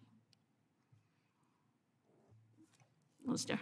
Thank you for the question, Madam Chair. I think one of the first things that we've been looking at is the issues relative to capacity and the ability to have contractors and personnel to be able to do the work in the territory. FEMA commissioned a RAND study that said that if every able-bodied Virgin Islander was engaged in a recovery, we would need 5,000 more workers in order to get this done. One of the areas that we're looking at is our neighboring Caribbean islands, where we have resources there that may be able to come to the territory, but of course they would need legislation because they are countries of their own, but creating those opportunities for our neighboring Caribbean residents to come to the Virgin Islands to be able to assist with the recovery is an area that we believe can get some attention and provide some relief. Thank you. From our perspective, I would like to highlight 3 particular items. It has been mentioned the low level of disbursements. And there is a reality, is that the federal regulation limits advances. We have to remind everyone that our recovery, once FEMA obligates funds, is based on reimbursement. So Puerto Rico, for example, we have a huge challenge in terms of accessing cash. Let's use as an example the municipalities. They have thousands of large projects that are based on reimbursement. If they don't have the cash, they cannot do the work. Therefore, they cannot come to Core 3 and ask for a reimbursement. Same thing with the public corporations. That has been a major issue because it's limited by regulation. And let me give you another important aspect of that. FEMA adopted 2 CFR in 2014, and that is the limitation. Before that, the regulation previously adopted allowed for 50% advancements after obligations. So imagine Puerto Rico being under bankruptcy, no cash, no access to capital, how we will be able to push forward permanent work projects if there is no cash, and then you have to rely on reimbursements. That's the reason why we came up with this creative program called Working Capital Advance. It has been instituted 2 months ago. It was first in place for municipalities, then expanded to the Power Authority, and then to the Water Authority, and soon be expanded to the Puerto Rico Department of Education and then public housing. That's the reason why you have seen a major increase in disbursements, because of the last 2 months, we've been advancing 25% of the obligated bonding by FEMA. The second ask, I will say, is that we mentioned the match, the global flexible match for public assistance. Although FEMA has granted us to apply the global match for the FAST projects, which is a major advancement, there is a restriction in the Stafford Act that has been interpreted as a limitation to apply global match for the whole recovery. Therefore, that could be an opportunity to go back to the Stafford Act and take a look at that. And number three, the FAST implementation. I think the FAST was a novel, great idea to accelerate the obligation of funds, the availability of a budget, to have certainty. And it was approved, remember, in September 2020. This is for PREPA.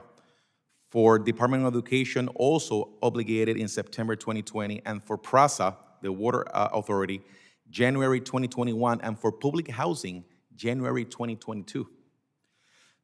But the implementation of the FAST is one of the greatest lessons learned, because I think it was stated before that you have to go back individual project by project and resubmit that to FEMA. And FEMA has to make sure that it complies with the environmental historic preservation statutes at the federal level, and also look up opportunities for hazard mitigation measures. I have to say that the last 6 months, there's been a major improvement in the FAST implementation, but at the beginning was very, very challenging. I'll give you an idea. Last year, 0 projects approved for the energy reconstruction. Today, actually, we have 47, and we expect to have 100 before the end of the year. So that's major improvement, but in the beginning was very challenging. And the last comment I want to make is about capacity. I think that the gentleman from the GAO mentioned something very important. We recognize that when we entered Core 3 in 2021, January. That's why we dedicated a lot of resources and time for 2021, for the most part, and part of 2022, to increase capacity through the municipalities, the agencies, and the NGOs that are receiving money from FEMA for their repairs. I'll tell you this, in the beginning there was a risk, I will admit that, but 20 months later, the capacity has been increasing dramatically, in a good way. We feel very confident that now the municipalities can execute, and they have the full support of Core 3 because we provide the technical assistance to ensure that the procurement is done right, that the projects are executed, and that they comply with all the federal FEMA requirements. Thank you. Thank you. Mr. Webster? Yes, thank you, Chair. Mr. Curry, is there the work you've done for just reviewing the recovery efforts, are there any key provisions or lessons that have been learned that could be used in future responses and recovery in other disasters? Yes, sir. First of all, the situation in Puerto Rico and USVI is so unique, just given their fiscal situation when the disasters hit, that other than some of the other territories in the Pacific, I'm not sure I can draw a parallel to other states, because one of the the biggest challenge, and Mr. LeBoy just summarized it extremely well, is that unlike Florida or Nevada or Mississippi or any other state, when there's a disaster, they have the ability to front the funds through loans or bonds or things like that, so they can do debris removal, start the repairs, and things like that, and then get reimbursement later. I think the biggest lesson learned for me with this is that, first of all, maybe not rolling out a brand new program that even FEMA itself or the federal government hasn't tested in a disaster like this. I think that was the biggest challenge. I think up front there were a lot of mismatched expectations, and I think both Puerto Rico and Virgin Islands were under the assumption that these 428 disbursements were going to be funds that would be provided once they got to some sort of agreement. That's not been the case. It's just a promise of funding, and as Mr. LeBoy said, even though you got to those agreements, there's a back and forth that's going to go on for many more years about individual projects. So, I think the question has come up with, should we have just used that process to begin with instead of putting all that work up front to come to some of these upfront cost estimates? So that's one lesson learned. Thank you very much. Director Williams, is the USVA Water Power Authority has received a significant amount of funding since 2017 hurricanes. However, it seems that they have planned a transition to solar energy despite outstanding obligations for the existing liquid propane gas system. What is the USVI doing to ensure existing obligations are met and that federal funding is being used to support rebuilding that will integrate into the existing power capabilities? Thank you for that question. The Water and Power Authority has developed a transformational plan that includes the various sources of energy and trying to move our archaic dependency on fossil fuel into more renewables. They have utilized all of the federal funding sources that include the public assistance towards mitigation, as well as the hazard mitigation grant program, and also the CDBG funding program, recovery program, in order to transform. It's a combination of developing composite poles, undergrounding, microgrid projects, battery energy projects, as well as the new generation projects that we've had that will transform the Water and Power Authority to more efficient fuels. So we have developed this overall plan that is working together with the Water and Power Authority. The first project that is really going to impact us is a new generation project of the power plant on the island of St. Thomas that we're expecting the batteries to come online in the first quarter of next year, allowing to impact not only our energy reliability in the Virgin Islands, but also our effectiveness in terms of keeping the power on and keeping the costs down. You may be aware the Virgin Islands has some of the highest energy costs in the territory, so the recovery funds have been chartered and directed towards making sure that we address not only reliability but cost in being able to load shift from to our battery energy solutions, as well as moving back and forth in terms of keeping the power on in the territory.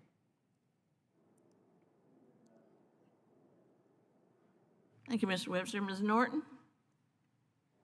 Thank you, Madam Chair. Mr. LeBoy, although FEMA approved 95% of public assistance projects for Puerto Rico's recovery, after 5 years, much of this reconstruction has yet to be completed.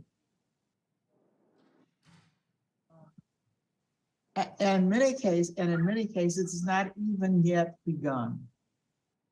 What are the challenges that hinder reconstruction efforts, and what is CORE doing to ensure timely progress on approved projects?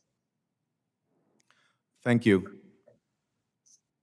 When we started this role in 2021, in January, FEMA had obligated about $13.5 billion worth of permanent projects. And they continue to obligate permanent work funds until today. That number went from 13.5 to close to 22 billion in about 20 months. The challenge that we saw at that point was that there was already enough money obligated, and we wanted to get these projects going to get into construction. But the reality is that once the project is obligated, there are multiple steps that the municipality or the agency needs to take into account in order to see that project into construction. In the case of the FAST projects, PREPA, PRASA, and the Department of Education, they need to develop scopes of work. I think that there was this expectation in 2020 that when FEMA obligated the funds for PREPA and the Department of Education, the next day will be projects shoveled on the ground. That was never the case because that obligation never authorized construction. It was just a budget. Then PREPA and the Department of Education, later PRASA, have to go project by project, submit scopes of work to FEMA to go through the whole entire process evaluation and then get the approval so then they can go to construction. In the case of the municipalities, in the beginning we saw certain gaps for capacity. We addressed those gaps because we did a lot of training and we provided a lot of technical assistance and tools, and that started to see much progress on the municipalities' projects. But then again, the cash strap, the cash limitation. That's why we were able to implement the working capital advance, and for the last 2 months, it has been a total success because most of the funds that we have been able to disperse for permanent work, the majority have been disbursed for the last 2 months because of the working capital advance. There's also another challenge that we saw is that for the 428s, the fixed cost estimates, aside from the rising cost of construction and the inflation impact, the reality is that they provide an opportunity to do things differently, to actually build back better, to provide opportunities to submit improved projects or even alternate projects. The issue is that every time you want to do that, you have to go back to FEMA.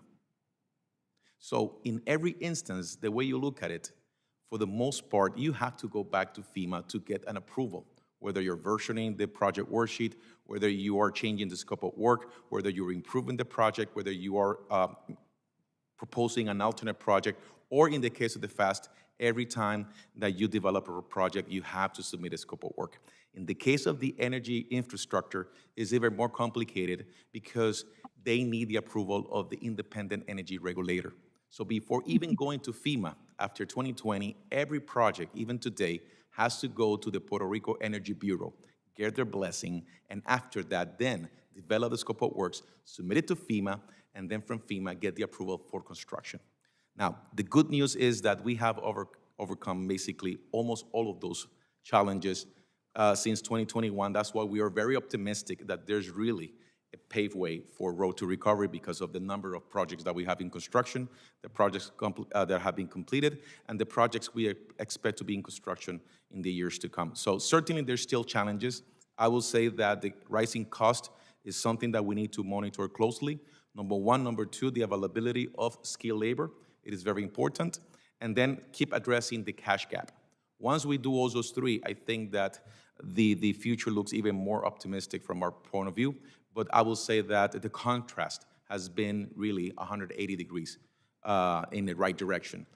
The support has been there from FEMA. I will say that we are very appreciative about the support, and that's why we're seeing this progress.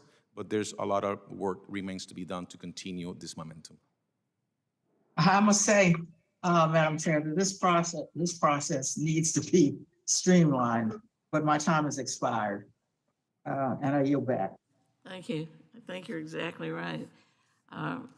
Ms. Gonzalez-Colon? Thank you, Madam Chair. I want to begin by something Mr. Lavoy just brought, on the suggestion about the staff right amendments. And to that end, I have HR 2017 before this committee, which includes an extension of the global match and other measures to ease these procedures. And I think this bill, after being in Virgin Islands, being in Puerto Rico, and managing these issues for the last 5 years, between FEMA and the government agencies as well, it's a way to put this money that has been approved by Congress in the right hands to work. So I encourage, if you can see it, and we're ready to work with you and this committee to try to ease the situation. So having said that, there's another issue regarding opportunities, and that's the working capital advance that will allow the government of Puerto Rico to use it for fast projects, specifically for schools and public housing on the island as well. So those are opportunities that if we can, of course that's a question to FEMA, that we are going to be submitted in writing to see if we can have that working capital advance and manage the reimbursement situation. We got a hospital that Congress allocated funding to Vieques that is not being built because of the lack of funds. And the island is still waiting for that. But I want to make my questions now to Luma. Last April, we were in a total blackout due to equipment malfunction. And since then, we have repeated interruptions on the island, sometimes involving hundreds of thousands of customers being without power, including me, right? Just to make that clear, I go to my house every weekend, and I'm one of the people that suffers this directly, and I don't have a generator. So this situation is not involving disasters, and that's my main concern. People in Puerto Rico always expecting those interruptions to happen during May to September, to November, due to the hurricane season. So you must have known the condition of the grid when you took over. And honestly, we don't see an improvement. I read your numbers and your briefing today to this committee, and actually you brought more information than ever before Luma has said to the public in Puerto Rico regarding the electric grid on the island. And you were hired actually to fix the problem. So my question to you will be, what is the estimated time for the grid to be up to date and ready to be considered up to current standards? And how much of that will rely on FEMA funding? Congresswoman, that's an excellent question. I would answer that it has already improved. Since we took over, as I mentioned in my testimony, the design of the system was extremely poor. The foundational standards and the models that every utility around the country, they have it in order to scope the projects right, never existed. So we had to go out, and as I stated, scoping the project needs to be done per data, sound engineering, and science, and that's something that we have taken seriously. And what's the estimated time to have the system up to standards? Yes, so as of in the past 15 months, the system reliability has improved by 30%. So sorry to interrupt you, I just got 1 minute. If I can know, what is going to be the specific time that Puerto Rico will have an updated system? Can you have that number? This is a journey, Congresswoman, as Journey of the 1 year, 2 importance years, of 5 years, 10 years? the importance of FEMA projects is that it's going to help continuing and building on the progress that has been made. We, as I stated, the frequency of the outages have been improved by 30%, and with the projects in the pipeline. You are an engineer, right? I am. I have a PhD in electric power systems. So you do plans for the future. My question here is, what is the timeline for having the power grid on the island fixed? That's the simple question. It is 1 year, 2 years, how many months? I know that you will rely on federal funding to make part of that progress. Do you have that timeline?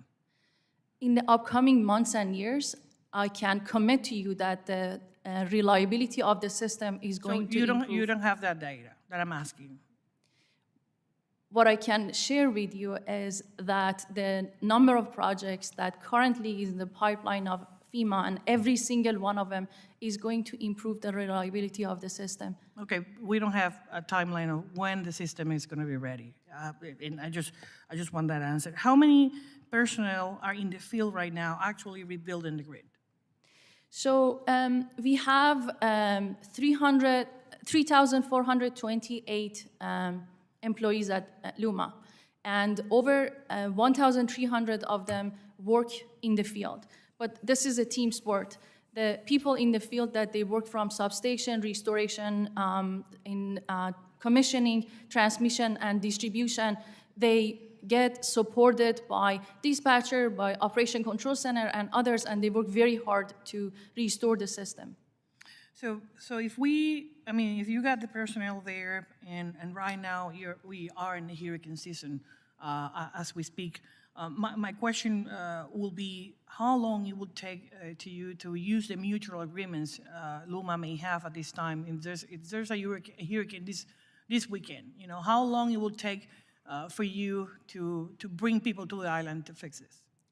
There has been a lot done in terms of preparation for hurricane that I'm very happy to share it with you.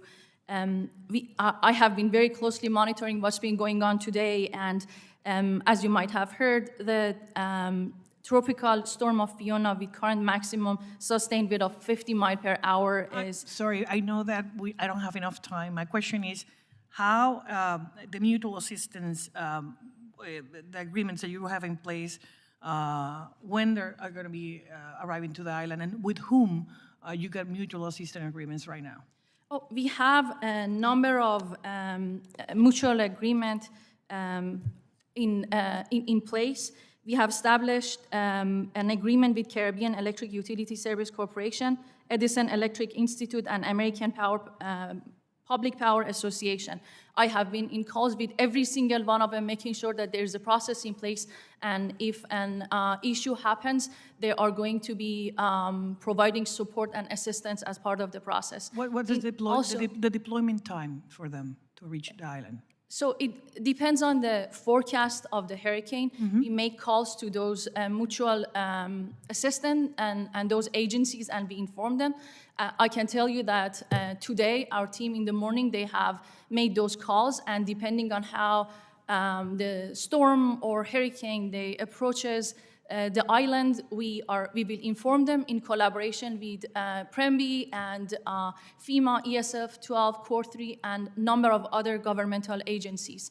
In addition to that, there are 120 assets and units deployed, and as part of the parents' commitment to the island, and it's ready for the line workers to be flown to the island and help with the restoration of the system.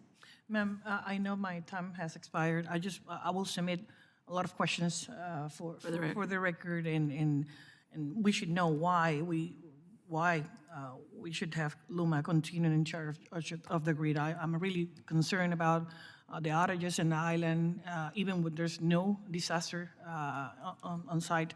So I'm really concerned about that. Thank you, Madam Chair. I yield back. Thank you. I'm sure there'll be a number of questions submitted to the record, and we'll pass them on to you all. Appreciate the answers.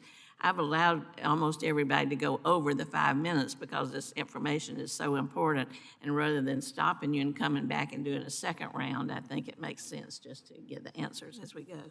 We'll now go to Mr. Garcia. Thank you, Madam Chair. This is a question for Director Curry. A number of low-income households are forced to move from their communities in order to receive reconstruction aid due to the lack of mitigation projects in hazard areas. Even if flooding never occurred before, during, or after the hurricanes, too many are denied help to rebuild their homes, and no mitigation alternatives are given.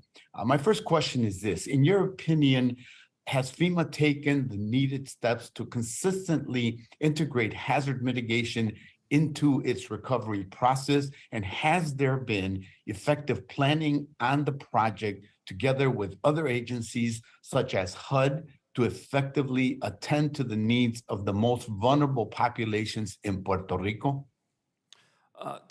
quick answer is no, I don't think enough mitigation has been incorporated into the programs. And part of that's because of the way the programs were managed in the past.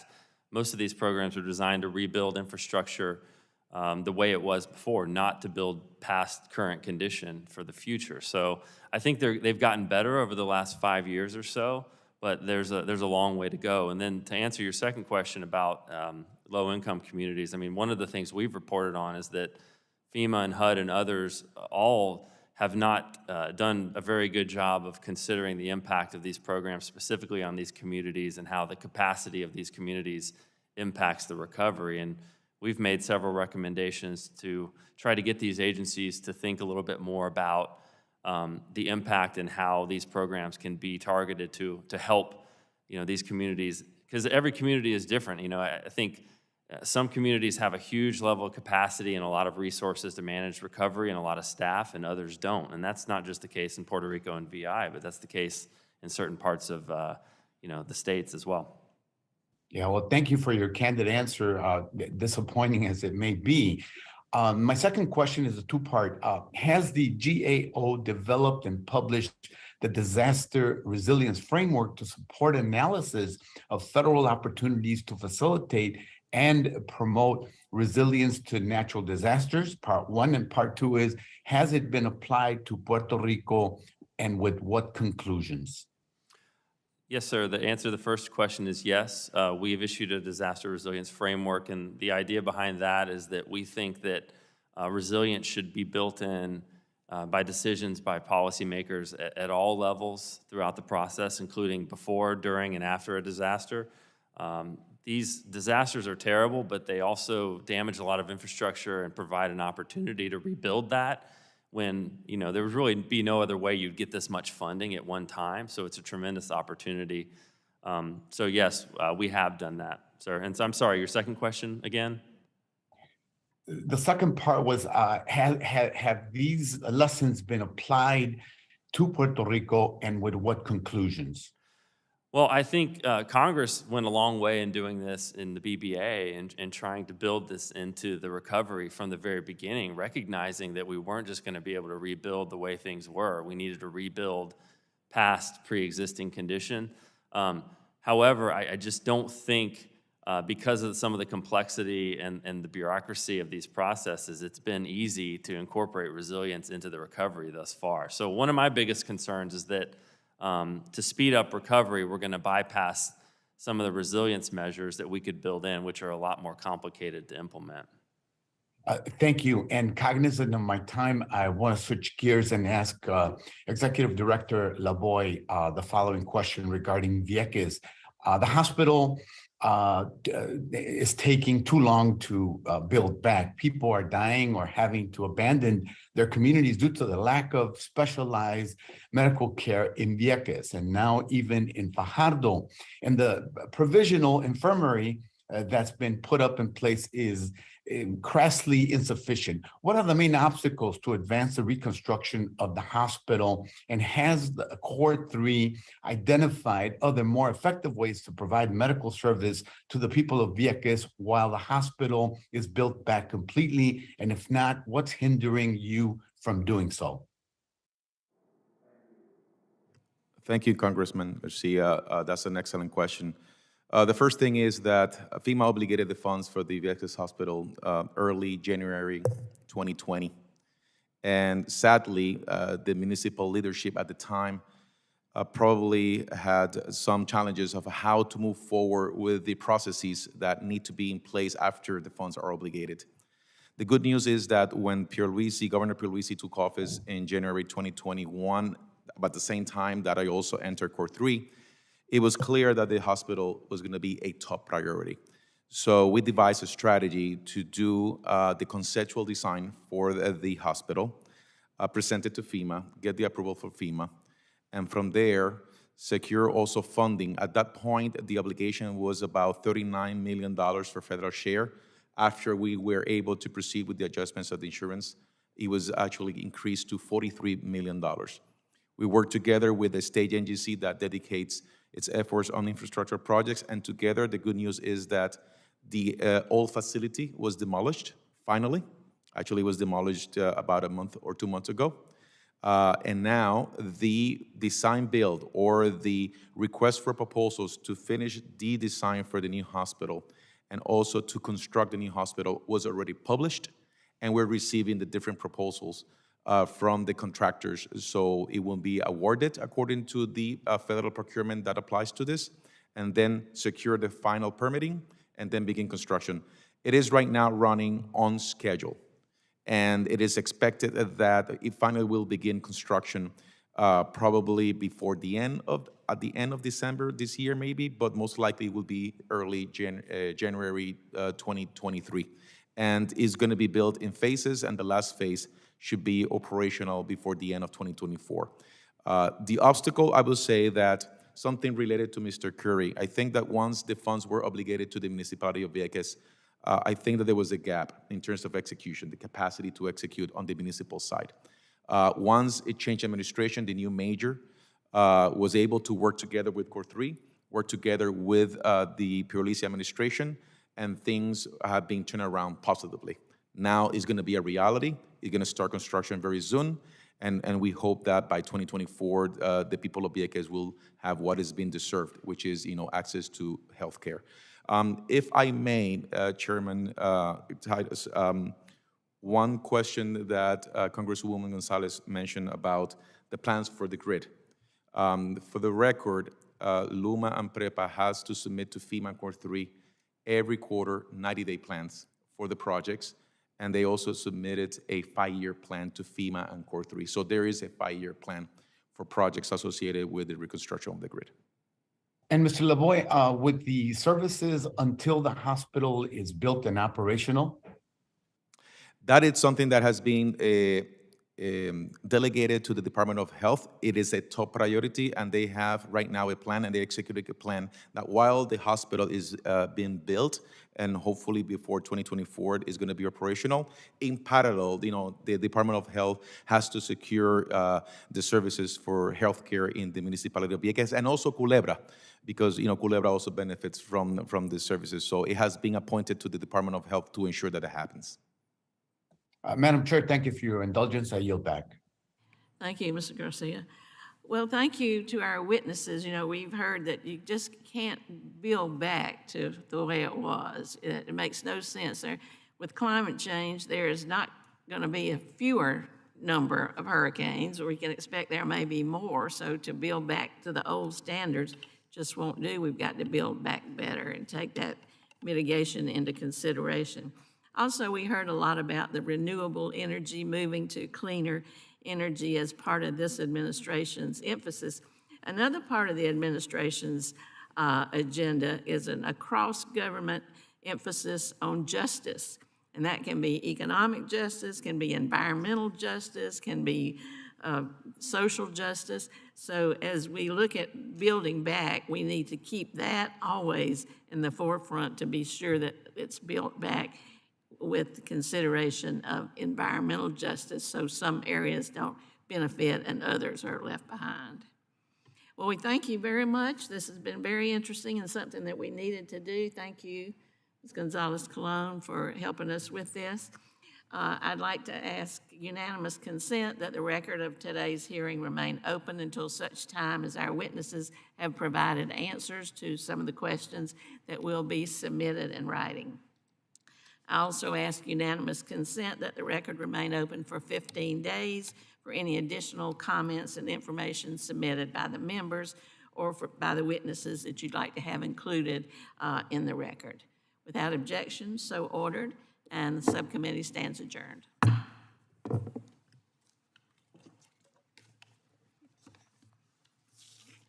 Okay. No, thank you.